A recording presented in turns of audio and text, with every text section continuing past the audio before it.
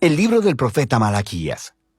Él vivió alrededor de 100 años después de que los israelitas habían regresado de su exilio en Babilonia, y su mensaje estaba dirigido al pueblo que ya tenía algún tiempo viviendo en Jerusalén. El templo había sido reconstruido hace algún tiempo y las cosas no iban bien. Solo recuerda las historias de Esdras y Nehemías. Ahora, cuando los israelitas regresaron del exilio, sus expectativas eran altas. Ellos regresarían y reconstruirían sus vidas y el templo. Todas las asombrosas promesas de los profetas se harían realidad.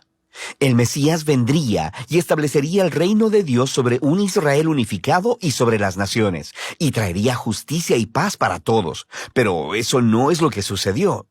Los israelitas que habían repoblado la ciudad demostraron ser tan infieles a Dios como sus ancestros, resultando en pobreza e injusticia.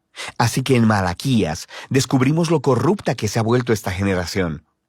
El libro está diseñado como una serie de disputas, y la mayoría de las secciones comienzan con Dios diciendo algo, haciendo una declaración o acusación. Y luego Israel estaría en desacuerdo o cuestionaría la declaración de Dios, y luego Dios respondería y ofrecería la última palabra. Esto sucedió 6 veces. En las primeras 3 disputas, Dios expone la corrupción de Israel, y en las últimas 3 disputas, Él confronta su corrupción. Y la impresión general que obtienes de estos argumentos y disputas es que el exilio fundamentalmente no cambió nada en el pueblo. Los corazones de Israel están tan duros como siempre. La primera disputa empieza cuando Dios dice que todavía ama al pueblo de su pacto a pesar de sus fracasos. E Israel objeta de manera grosera, diciendo, ¿de qué manera nos has mostrado algún tipo de amor? Así que Dios les recuerda de cómo en su gracia eligió a la familia de Jacob, su ancestro, para convertirse en la portadora de las promesas del pacto de Dios en lugar de a la familia de Esaú, su hermano, quienes eventualmente quedaron en la ruina. Recuerda las historias de Génesis y el libro de Abdías. Así que desde esta primera disputa, Israel se expone como suspicaz, dudando del amor y la fidelidad de Dios. La segunda disputa expone un problema con el segundo templo de Israel. Dios acusa al pueblo de despreciar y de profanar el templo, y el pueblo refuta. ¿Cómo te hemos despreciado? Así que Dios responde enfocándose en el pueblo, en cómo traen ofrendas vergonzosamente patéticas con animales enfermos e impuros que muestran que no valoran ni honran a su Dios. Pero no es solo el pueblo, también los sacerdotes que administran el templo. No solo toleran, sino que participan en estas formas de adoración corrupta. Desde arriba hasta abajo, el pueblo de Dios ha demostrado ser infiel. En la tercera disputa, Dios acusa a los hombres israelitas de traición para con Dios y con sus esposas, lo que por supuesto ellos niegan. Y Dios expone la tóxica combinación de idolatría y divorcio que está teniendo lugar. Tienen a hombres israelitas casándose con mujeres no israelitas, y luego adoptando en sus hogares la adoración a los dioses ancestrales de sus esposas. Recuerda la historia de Nehemías capítulo 13. Así que Malaquías conecta esto con una ola de hombres divorciándose de sus mujeres sin una buena razón. Y el pueblo no tiene problema con esto. Y Malaquías dice no. Es una traición a su pacto con Dios. Así que Malaquías pasa al segundo grupo de disputas que confrontan la rebelión de Israel. La cuarta disputa comienza con los israelitas acusando a Dios de negligencia, diciendo, ¿dónde está el Dios de justicia?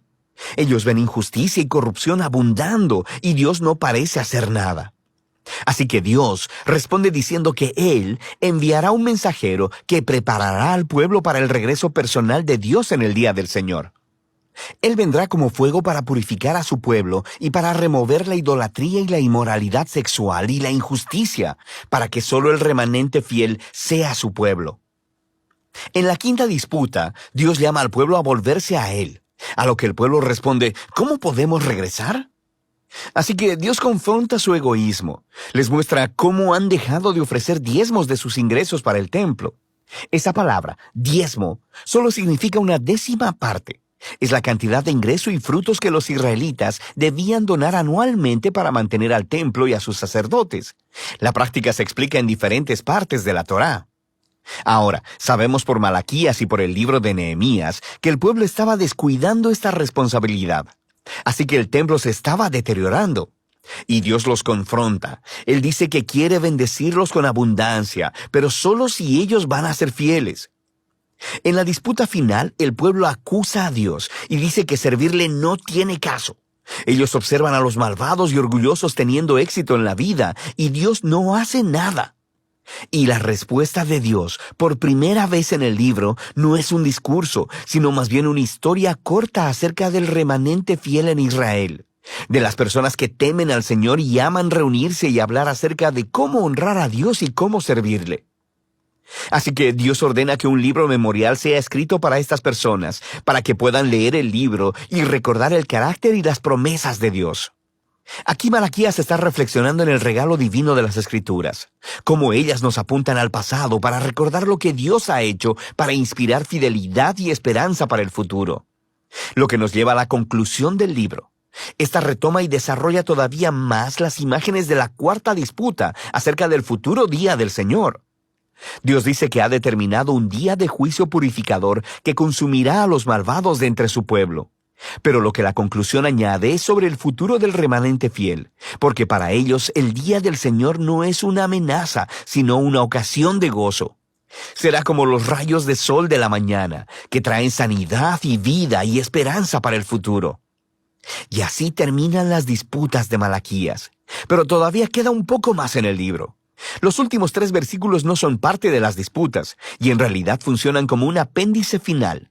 Le dan cierre no solo a Malaquías, sino a toda la colección de la Torá y los profetas. Primero, el lector es llamado a recordar la ley o la Torá de mi siervo Moisés. Esto recuerda la historia y las leyes del pacto que encuentras en los primeros libros de la Biblia. Pero luego, escuchamos este resumen de los libros de los profetas. Yo les envío al profeta Elías antes que venga el día del Señor, quien restaurará los corazones del pueblo de Dios. Así que esta conclusión resume la Torá y los profetas como una historia unificada que apunta al futuro. Israel fue redimido por Dios y luego lo traicionó por la rebelión y dureza de sus corazones, quebrantando las leyes de la Torá. Pero las Escrituras anticipan un día en el futuro en que Dios enviará un nuevo profeta, un Moisés, un nuevo Elías, quien restaurará al pueblo de Dios y sanará sus duros corazones. Recuerda todas las promesas de Deuteronomio y Jeremías y Ezequiel. Así que este apéndice final presenta las Escrituras como un regalo divino para leer, meditar y orar. Nos dicen la verdad acerca de la condición humana, acerca de nuestro egoísmo y pecado. Pero también anuncian la promesa de Dios de que un día Él enviará un mensajero y que luego Él se presentará personalmente para confrontar la maldad, para restaurar a su pueblo y para traer su justicia sanadora. Y de esta esperanza futura tratan Malaquías, la Torá y todos los profetas.